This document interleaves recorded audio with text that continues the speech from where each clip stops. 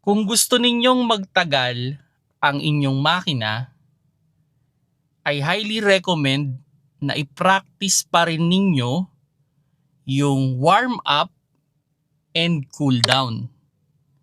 Pero wag naman masyadong matagal. Nakakagastos din yan sa gasolina.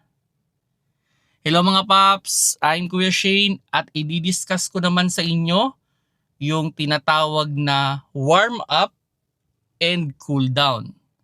Well, may mga magsasabi dyan sa mga modern engine daw ngayon, hindi na daw kailangan na i-warm up pa or i-cool down. Pero ito reminders ko lang.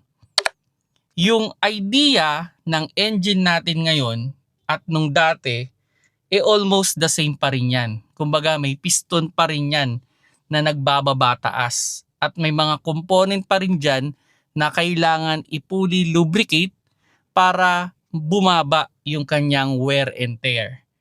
Kaya kahit modern pa yung mga engine ngayon, magandang practice pa rin yan para tumagal ang ating engine. So ngayon, i-discuss ko muna yung tinatawag natin na warm up.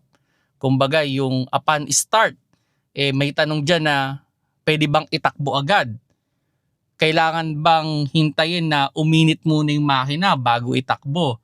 So ito yan Ang idea kasi dyan, sa pagpapa-warm up ng sasakyan, upon start, kahit mga 30 seconds pa lang, pwede na nating itakbo yan. Pero, ang reminders ko dyan, hanggat malamig pa yung makina. So, paano ba natin malalaman na malamig pa yung makina? Sa mga modern car ngayon, normally, may nakailaw dyan na blue or green temperature sign. So, hanggat nakailaw yan, ibig sabihin, malamig pa yung makina. Kung wala man nun, halimbawa, yung meter type man o bar type, siguro alam nyo naman kung ano yung, kung nasaan yung gauge nun na mainit na yung makina. So, kumbaga, hanggat wala yung dun sa kanyang normal temperature, wag nyo munang gagamitin ng harabas. Ayan. Kumbaga, pwede namang ikambyo agad, itakbo agad, pero hayaan nyo lang siyang mag-roll. Kumbaga, wala muna nung heavy acceleration o wag munang aapak sa gas. Hayaan lang natin siyang umandar ng kusa niya. Actually, ang idea dito, ang wina-warm up natin is yung oil. Kasi syempre, kailangan makuha niya rin yung kanyang tamang lapot o thickness, kumbaga. So, yun yung wina-warm up natin. Syempre, kung malamig yan, wala pa siya dun sa kanyang tamang lapot o labnaw. So, kung wala pa siya dun, ibig sabihin, wala pa yung magandang flow niya. So, pwedeng mataas yung wear and tear. Yan. Kasi kung bawa, senaryo na lang. O halimbawa, ito, nagganyan ka, binigla mo. So, di ba mataas yung rubbing? Pero kung nilubricate, maganda yung flow ng lubrication, di ba mas mababa yung rubbing. So, hindi mag-iinit, hindi magagasgas yung kamay mo. O ganun din sa ating sa ating engine. Kumbaga, hindi magagasgas agad yung loob. Kumbaga, dahil mas maganda yung lubrication niya. Aside dun sa, syempre, itong ating mga bakal dyan, pag umiinit, nag-expand dyan or nagko-contract. So, kumbaga, para mas makuha niya yung tamang lapat ng mga bakal, kailangan uminit din yan. So, ganun yung pinaka-idea. So, kumbaga, pinapainit natin yung oil, pati yung mga component na tumama yung kanyang, kumbaga, yung lapat niya. So, importante yung warm up. Okay, pero yun nga, ang sabi ko dito, upon start, kahit mga 30 seconds, halimbawa, check mo lang yung seat mo, check mo lang yung side mirror mo, yung rear view mirror mo, yung upuan mo, i-double check mo yung surrounding mo, pwede mo nang ikambyo yan, pwede mo nang i-under yan. Pero hanggat malamig pa yung makina, wala mo nang heavy acceleration. Now, pupunta naman tayo dun sa cool down. Ayan. Itong cool down, ito ay especially sa mga sasakyan na di-turbo. Okay, lalo na kung kayo ay galing sa long ride, at talagang bumirit kayo ng bumirit or galing kayo sa ahon na talagang napuwersa ninyo inyong makina.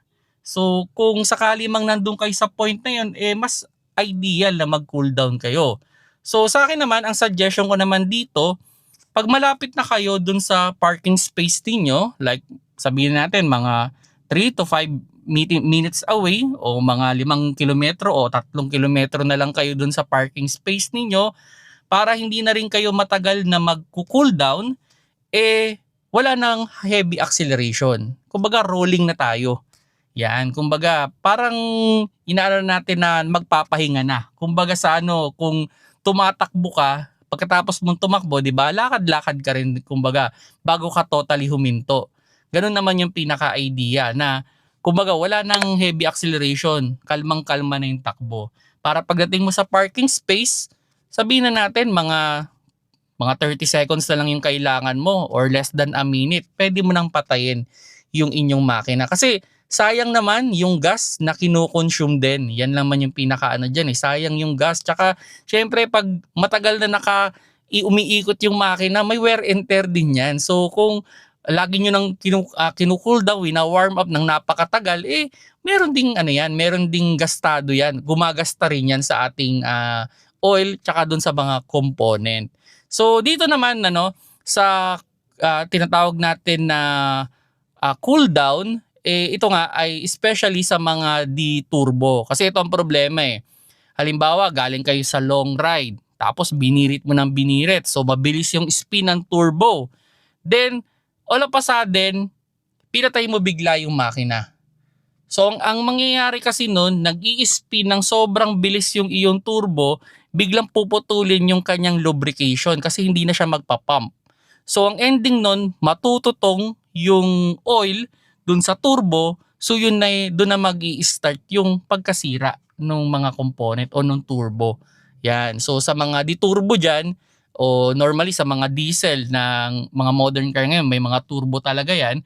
So yun yung mga dapat talagang kinu-cool down. Doon sa mga wala namang turbo, well, maganda pa rin practice kahit sabihin na nating not necessary. Okay, so yun nga, hindi porket modern yung engine niyo, hindi nyo to pinapractice. Yun. Kumbaga, ito yung isa sa mga reason kung bakit nagtatagal ang makina.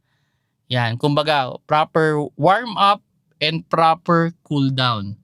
So, wag naman masyado matagal lang. Yun lang yung ibibigay ko sa inyong tips, para naman hindi kayo gumastos. Kumbaga, tumatakbo na kayo ng dahan-dahan.